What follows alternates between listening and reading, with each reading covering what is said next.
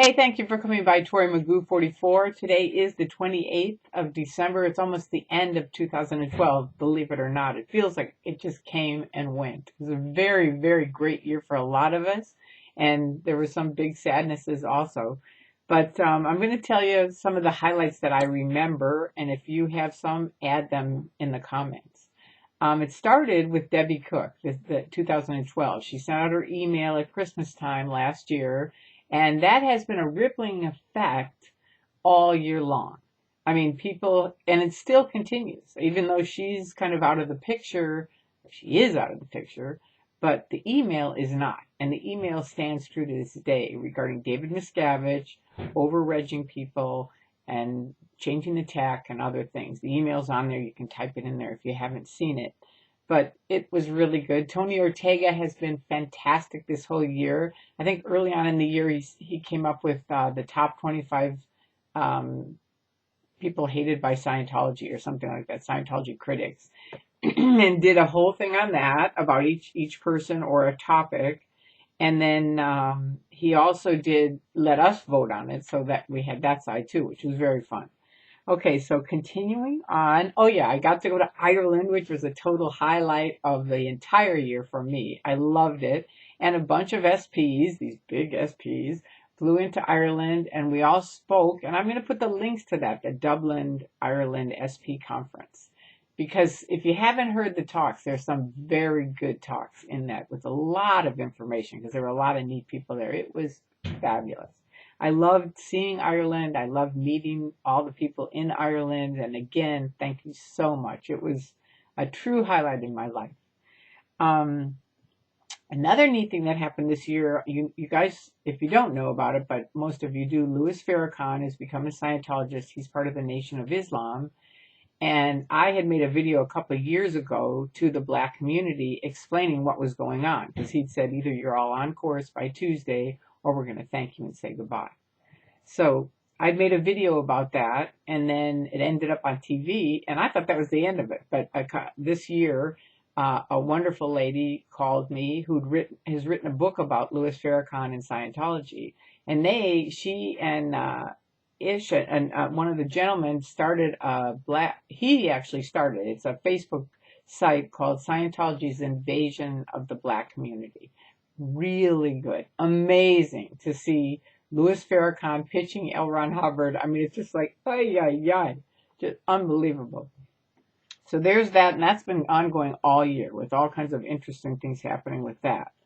Narcanon, earlier in the year, we had some rescues from Narcanon, thanks to Facebook and all of my friends, where we helped kind of chip in and we organized it and got a friend of mine's daughter out and then some other people. And that's kind of continued throughout the year, thanks to also David Love, Bert, and Colin, who have, and a bunch of other people who've worked on exposing the abuses of Narcanon. They were on staff there, and they've really done some fabulous work on that.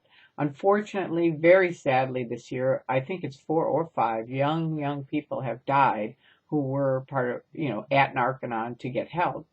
And but that has exposed their medical abuses, which I've talked about many times because I have epilepsy. When I was in Scientology, they made me get off my medicine, which no, they're not against all medicines now, thanks to people like myself and others who fought it for years. But the tech itself kind of says you should be able to handle all these things yourself. So a lot of Scientologists misunderstand and do think that you don't need medicine, and a lot of people have died because they never got medical help. Katie Holmes and Tom broke up while I was in Ireland. That was fantastic the way Katie did it. It was, I think, a really insight to Scientology for a lot of people. And good job, Katie, that you're free. I think that's been fantastic. Um, what else did I say? Okay, I wrote a couple of series. One is The Shocking Truth. I wrote a series about that. And also, What is a Cult? I wrote a 10-part series on that. And I've had a lot of good feedback on that. Lots of people have left Scientology, which is really, really great. Yet in Ireland, something dramatic happened. Before Ireland, it was sort of like there was the independence, Anonymous, the critics, and ex-Scientologists, and kind of all in different spaces. But we all came together in Ireland, all of us, and just had a fabulous time together. And I think we all realized, which, I've been saying forever, I know that OSA's goal is to divide and conquer. And so there we all came together and we realized we do share many, many common grounds. We might have some very, very different views on certain things, but we have a very strong common ground as far as being against the abuses of the Church of Scientology. So here you go on that. And Anonymous has been rocking on all year long, and that's been fabulous. Let's see. I don't have to get it. Wait, hang on. I'm not going to. I'll call him back. All right, so then the last thing, it's not the last thing, but one of the, we've lost some really this year. I know one of my girlfriends lost her mother. Emma lost her mother this year. I'm very sorry about that to both of you. And I know it was a rough year for them. Also, one of my dear friends, Ladybird, passed away this year. And Hector Carmona, if any of you knew him, he was a reg at Celebrity Center years ago, and he passed away just a couple months ago, October 31st this year on Halloween, which is perfect for Hector. And he was, both of them were pretty sick, so in a way it was, kind of a release because they were in a lot of pain and pretty sick. Another one of our friends, Danny, who he wasn't sick at all, and he just passed away. He woke up dizzy, had a stroke, and he died. And so that's my message, is to, I lost my father when I was 22.